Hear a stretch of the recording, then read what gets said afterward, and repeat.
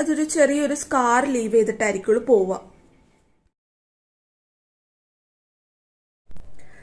നമുക്കറിയാം ആക്നീസ് വന്ന എല്ലാവരും വൺ ഡേ അല്ലെങ്കിൽ അതർ ഡേ ഫോട്ടോസ് എടുക്കുമല്ലേ നമ്മുടെ ഫേസിന്റെ ഫോട്ടോസ് എടുക്കുന്നത്. അതെന്താണെന്ന് എനിക്കറിയില്ല, നമുക്ക് അങ്ങനെ ഒരു ടെൻഡൻസി വരാറുണ്ട്. ആക്നീസ് വരുമ്പോൾ നമ്മളിങ്ങനെ ഓരോ ദിവസം ഫോട്ടോസ് എടുത്ത് നോക്കല്. സോ അങ്ങനെ ഞാൻ ആ ടൈമിൽ എടുത്ത കുറേ ഫോട്ടോസ് എൻ്റെ കയ്യിലുണ്ട്. അതൊക്കെ ഞാൻ ആഡ് ചെയ്ത് പോകട്ടോ അന്ന് എങ്ങനെയായിരുന്നു എൻ്റെ സ്കിൻ എന്നുള്ളത്. So there is hope. നമ്മൾ ഹോപ്പ് കൈവിടരുത്.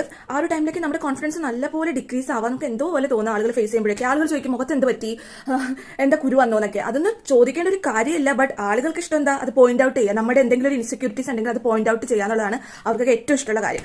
സോ എന്നെ കാണുന്ന മിക്കവരും പറയും മുഖത്ത് എന്ത് പറ്റി, മുഖത്ത് കുരു വന്നോ. ഈ ആളുകളുടെ കാട്ടി ഏറ്റവും കൂടുതൽ നമ്മുടെ മുഖത്തെ പറ്റി അറിയാവുന്നത് നമുക്ക് തന്നെയാണ്. നമുക്കറിയാം നമ്മുടെ മുഖത്ത് കുരുവുണ്ടോ പാടുണ്ടോ എന്നൊക്കെ. സോ അത് പോയിന്റ് ഔട്ട് ചെയ്യേണ്ട ഒരു കാര്യമില്ല. ബട്ട് നമ്മുടെ ഒരു നേച്ചർ ആണല്ലേ മറ്റൊരാളുടെ ഇൻസെക്യൂരിറ്റീസിനെ പോയിന്റ് ഔട്ട് ചെയ്ത് കാണിക്കുക എന്നുള്ളത്. സോ എൻ്റെ ഫ്രണ്ട്സ് ആണെങ്കിലും എന്നെ കളിയാക്കുമായിരുന്നു. എനിക്കന്ന് ഇട്ട പേര് മലർന്നാണ്.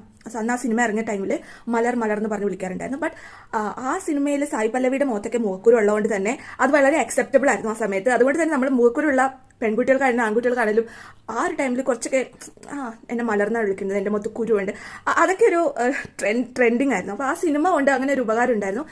ആക്നെ ഉള്ളവർക്കൊന്നും പിന്നീട് അതിനെക്കുറിച്ച് ഓർത്ത് എൻ്റെ മുഖത്ത് ആക്നെ ഉണ്ടല്ലോ എന്ന് ഓർക്കേണ്ട കാര്യം വന്നില്ല. ബിക്കോസ് ആ ഒരു സിനിമയിൽ അത്രയും ആക്സെപ്റ്റൻസ് കിട്ടി. മുഖത്ത് കുരുക്കളുള്ളത് സൗന്ദര്യത്തിൻ്റെ ഒരു എന്താ പറയുക, ഒരു കുരുക്കളുള്ളത് ഒരു ട്രെൻഡായി മാറി ആ ഒരു സമയത്ത്. സോ ഞാൻ ഇതിന് ഫസ്റ്റൊക്കെ കുറച്ച് ഹോം റെമഡീസ് ചെയ്യായിരുന്നു. മഞ്ഞള്, തേൻ, മഞ്ഞൾ അങ്ങനെ സാധനങ്ങളൊക്കെ ഉപയോഗിച്ചിട്ടുണ്ട്. ബട്ട് അതൊക്കെ അത്രത്തോളം ഒന്നും നമുക്ക് ആക്നീസ് പോകാനൊന്നും ഹെൽപ്പ് ചെയ്യില്ല.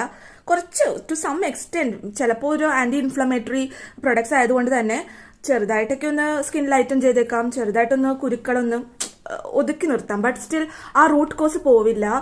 കുരുക്കൾ പിന്നെയും പിന്നെ റിപ്പീറ്റ് ആയിട്ട് വരാൻ തുടങ്ങുമായിരുന്നു. ഞാനൊരു